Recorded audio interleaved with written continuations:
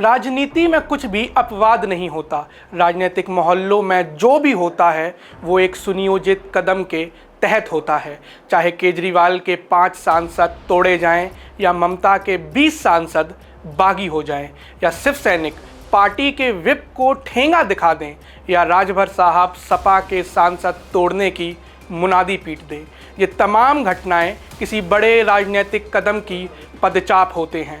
इस संभावित कदम को और बेहतर समझने बीते महीनों को भारतीय राजनीति के गुजरे दशकों में बैठा कर देखिए और तय तौर पर आप किसी निष्कर्ष पर पहुंच जाएंगे।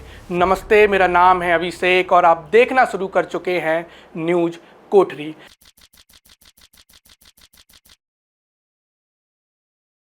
दरअसल जब राघव चड्ढा समेत आम आदमी पार्टी के 5 सांसद भाजपा के खेमे में बैठकर केजरीवाल की आलोचनाएं करने लगे थे, तभी राजनीतिक शास्त्रियों ने संभावना जताई थी कि भाजपा अप्रैल में मुंह के बल गिरे परिसीमन अधिनियम को वापस ला सकती है। उस समय आंकड़ों का हवाला देकर सूत्रों और संभावनाओं को सिरे से खारिज कर दिया गया था।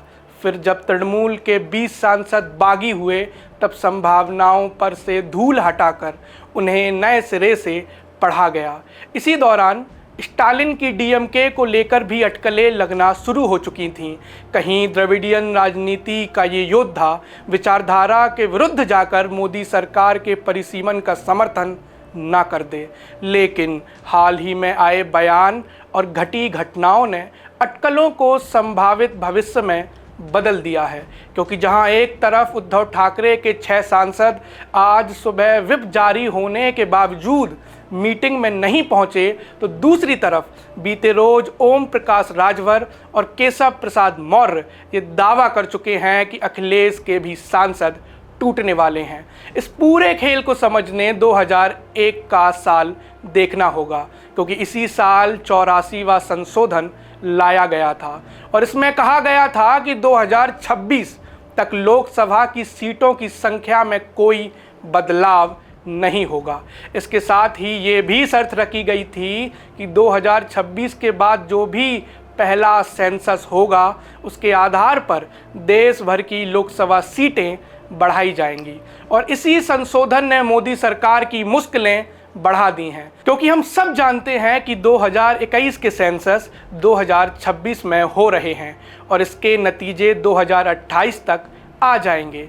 इस आधार पर मोदी सरकार को 2029 के लोकसभा चुनावों से पहले लोकसभा की सीटों को फिर से बांटना होगा। इस पूरी प्रक्रिया का सबसे विवादित पक्ष है जनसंख्या की असमानता। दरअसल 2026 की गणना तक दक्षिण और उत्तर के राज्यों के बीच आबादी का अंतर और बढ़ जाएगा और अगर इस आधार पर परिसीमन हुआ तो उत्तर भारत की सीटें और बढ़ जाएंगी और दक्षिण भारत की सीटें कम हो जाएंगी। इसलिए मोदी सरकार चाह रही है कि 2028 से पहले परिसीमन करा दें, क्योंकि इसके लिए आधार बनेगी 2011 की वो सेंसस जिसमें आबादी का अंतर तुलनात्मक रूप से कम है। वहीं अगर राजनीति के चश्मे से देखें तो लोकसभा चुनावों से पहले दक्षिण की सीटें कम करना भाजपा के लिए खतरनाक साबित हो सकता है। इसलिए भाजपा चाह रही है कि अगले महीने के मॉनसून सत्र से पहले परिसीमन विधेयक पारित कर लिया जाए। अब सवाल बनता है कि पार्टियां क्यों तोड़ी जा रही हैं और इसके जवाब के लिए हमें राजनीतिक गणित को देखना होगा।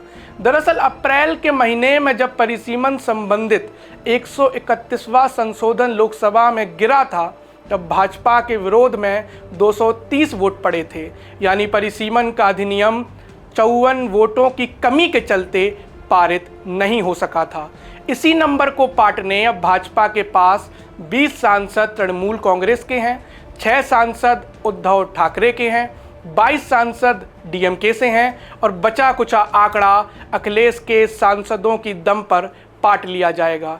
लेकिन ये गणित इतना सीधा नहीं है, क्योंकि डीएमके और समाजवादी पार्टी की टूट और समर्थन की अफवाहें अभी महज अफवाहें हैं, ये पुख्ता नहीं हुई हैं।